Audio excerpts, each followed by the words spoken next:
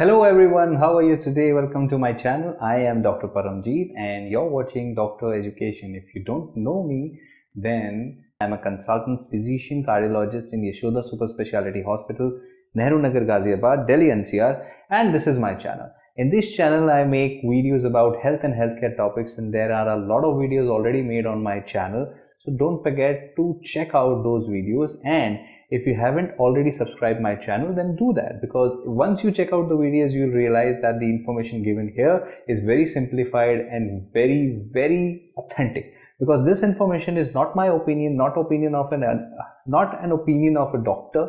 It's basically deduced from US International Medical Library, and it is an authentic and the most updated information about that particular health topic. So you can trust this information. So feel free to browse in my channel, check out for your favorite and your concerned health topics, and don't forget to hit the bell icon, guys, when you subscribe.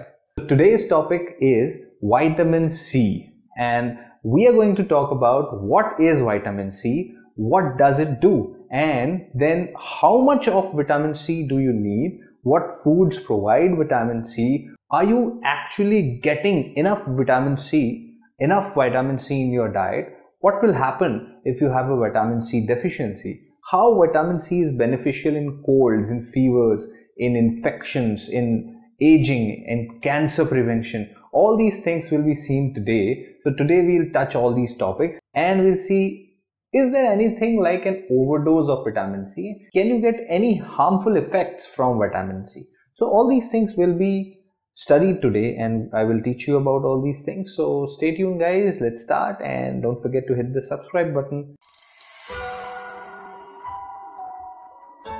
If you want to know about health and have health concerns, then subscribe to my channel and hit the bell icon.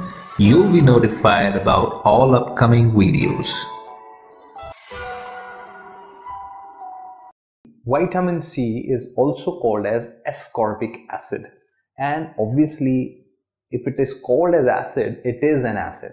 But this acid is water soluble. There are only two vitamins which are water soluble. It is vitamin C and vitamin B. These two vitamins have to be taken on a daily basis, because being water soluble, they are very easily excreted out of the body and they cannot be stored. So that's why you have to take these vitamins for them to perform their function in your body on a daily basis. So what is the function of vitamin C? Number one, vitamin C is a very good antioxidant. Being an antioxidant, it helps protect your cells from damages caused by free radicals. And free radicals are those compounds which are formed within our body when our body breaks down food. And free radicals are very dangerous. People who are exposed to free radicals in the environment, like if they are smoking too much, if they are in a polluted environment, even with ultraviolet lights of the sun, free radicals are produced. So free radicals increase the mutability of your cells and increase the chances of damage, increase the chances of cancer in your body. They even increase, that means hasten your aging process. You will grow old faster in such conditions. So first important function of vitamin C is it acts as an antioxidant, a very potent antioxidant against free radicals. Second important function that it is required for the production of collagen. Collagen is an elastic substance which is required for the structural development of the body. It is very important protein required for wound healing. Thirdly, vitamin C also improves the absorption of iron from the plant-based foods.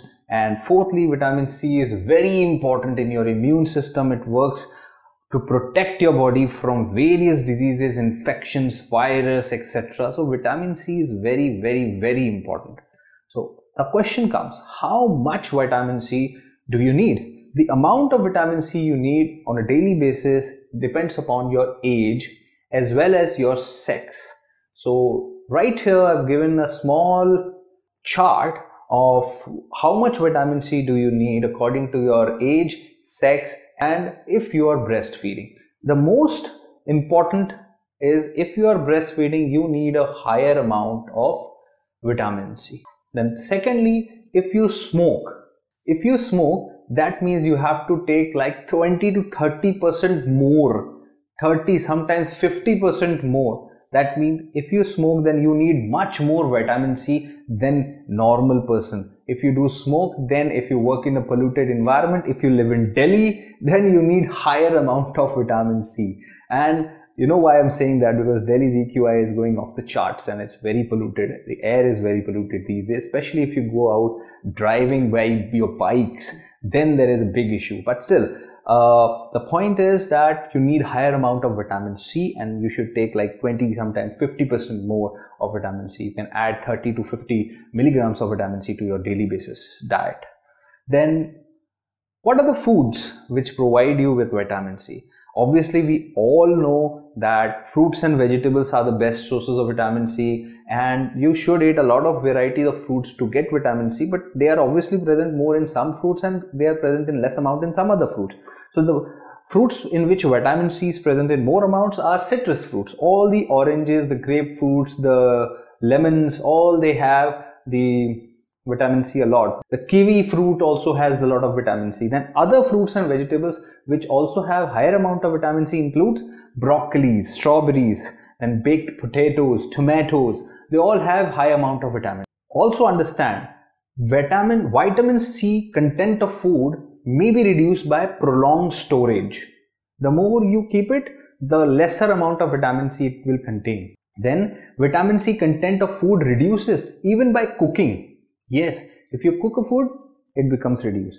But yes, if you steam something or microwave something, in that case, the loss of vitamin C will be less as compared to traditional cooking. Fortunately, many of the best sources of vitamin C, like citrus fruits and vegetables, like salads, are eaten raw. So therefore, if you just make sure to include a good amount of fruits and vegetables, salads in your daily diet, then your vitamin C requirement is quite fulfilled easily. Now, there are a lot of supplements, vitamin C supplements also available in the market.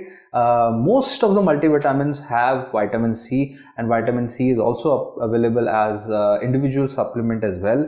Now, vitamin C is also used medically in the form of ascorbic acid. Sometimes the supplements are in the form of other compounds like sodium ascorbate, calcium ascorbates, or mineral ascorbates, biflavonoids. But all the researches done in this field, have not shown any benefit of all these specific individualized form of vitamin C from the natural occurring ones. So all these are similar. Natural is obviously better because it gives you more vitamins than just vitamin C as well. Other things are also there.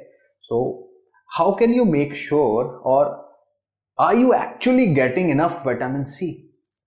Now, I already said that if you take a certain amount of fruits, vegetables, salads daily basis, then your vitamin C requirement is mostly fulfilled. But if you smoke, those who smoke or who are exposed to second-hand smoke, they have a higher requirement of vitamin C. Why? Because of two things. Number one, because of the smoke, there is a higher damage of free radicals inside the body, so vitamin C is needed for the antioxidant purposes. And people who smoke need like 30 to 50 milligram of vitamin C more than a non-smoker.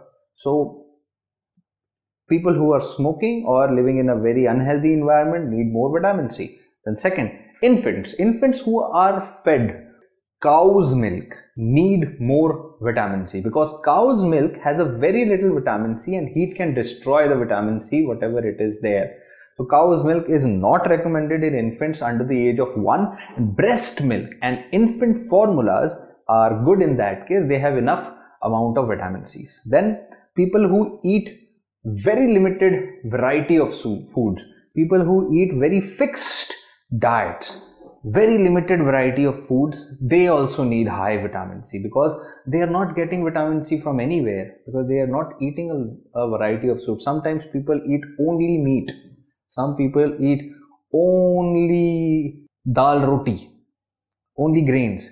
So there are a lot of variables around here, variable variety of people all around the world. So if you're not eating variety of fruits and vegetables, salad, then you need to take a higher amount of vitamin C. You might consider taking supplements. Then people with medical conditions such as severe malabsorptions, some types of cancers, kidney diseases, and some people who require hemodialysis because of kidney diseases, these people need higher amounts of vitamin C. So why? What will happen if you don't get enough vitamin C? So people who get little or no vitamin C, if you consider it like if you get less than 10 milligram per day for many weeks, they will get scurvy. Scurvy is a disease which is a complication of low vitamin C, but scurvy starts like fatigue, then inflammation of the gums, then small red purple spots on your skin, then joint pains, then obviously vitamin C is needed for wound healing, so there would be poor wound healing, then hairs will become like corkscrew hairs, then there would be depression, there would be swollen and bleeding gums, which already discussed, then sometimes loosening of the teeth and loss of teeth also is there. And people also develop anemia, hemoglobin deficiency because of scurvy or vitamin C deficiency. Vitamin C deficiency, if it is very progressive, if it progresses, it can also lead to death. So it's not a simple thing. So it's very important, and if it is not treated, it can lead to death. So let's understand why vitamin C is important for your health. What are the scientific research behind it? So obviously scientists have studied vitamin C, and we try to understand how it affects your health in certain health conditions as well. So firstly, we studied on cancer patients. People with high intakes of vitamin C from fruits and vegetables might have a lower risk of getting many types of cancers such as lung cancer, breast cancer, colon cancer. Now, vitamin C effect appears to be dependent upon how it is taken. Orally, if you take vitamin C, it does not raise the blood levels of vitamin C as high as if you can inject it intravenously. So a few studies in animals have shown that very high blood levels of vitamin C might even shrink tumors, but that is animal studies. But more research is obviously needed to determine whether high doses of IV intravenous vitamin C can help patients with cancer. Other things which you need to know is that vitamin C supplements, if you are taking with or without other antioxidants, it might interact with your chemotherapy or with your radiotherapy. So people who are having cancer should always talk to your doctor before considering to take high doses of vitamin C or antioxidants. Then let's talk about heart diseases, cardiovascular diseases.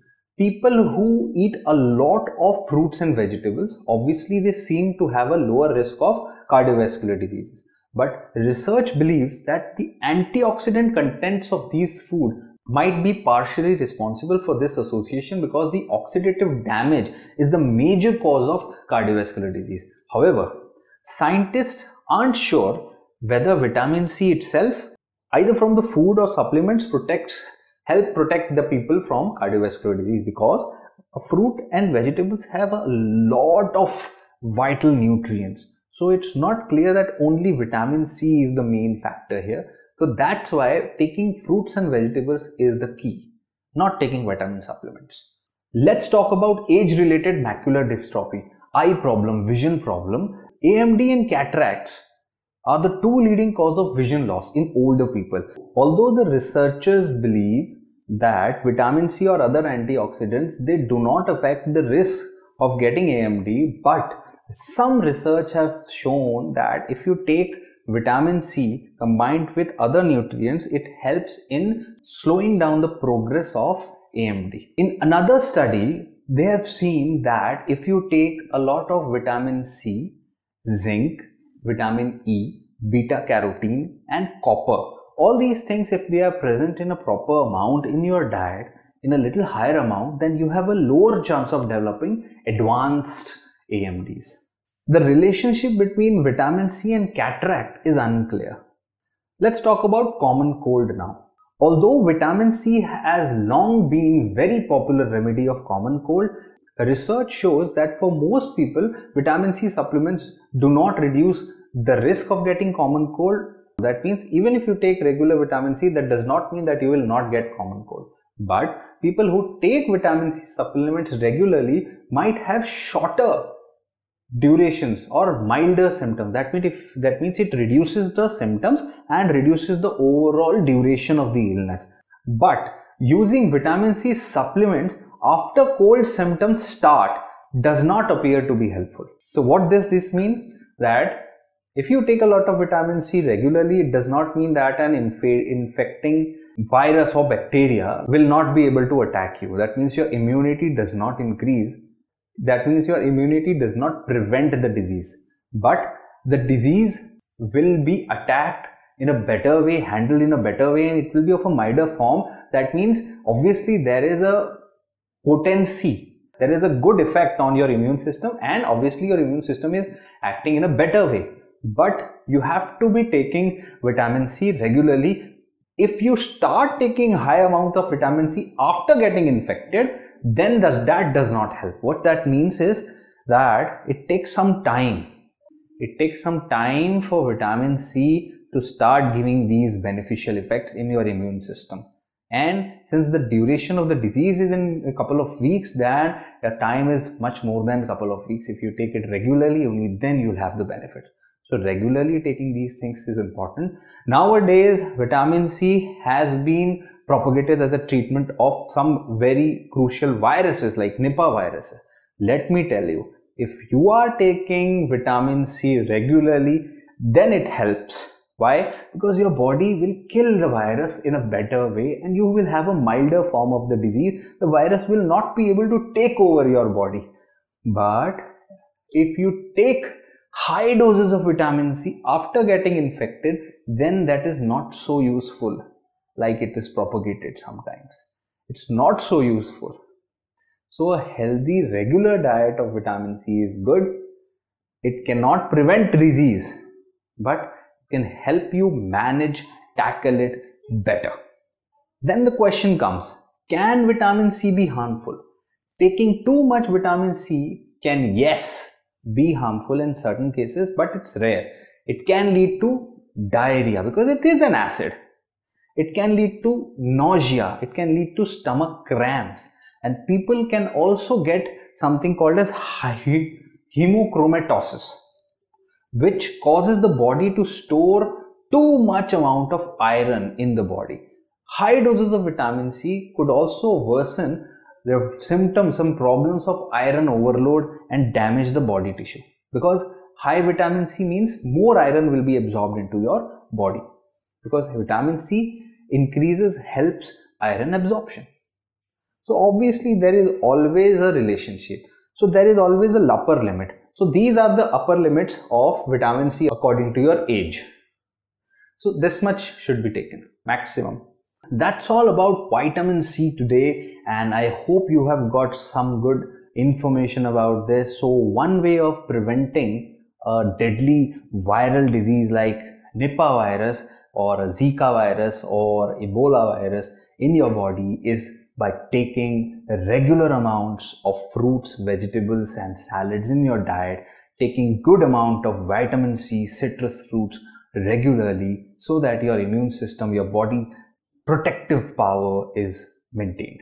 So guys, that's all for today. I hope this information was useful, and don't forget to check out other videos on my channel, and if you like them, if they are helpful, don't forget to hit the bell icon when you subscribe my channel, and don't forget to share these videos, guys.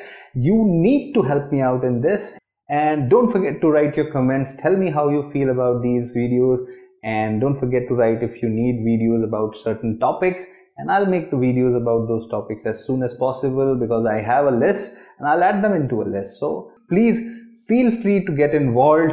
Let's increase the health literacy and doctor education community.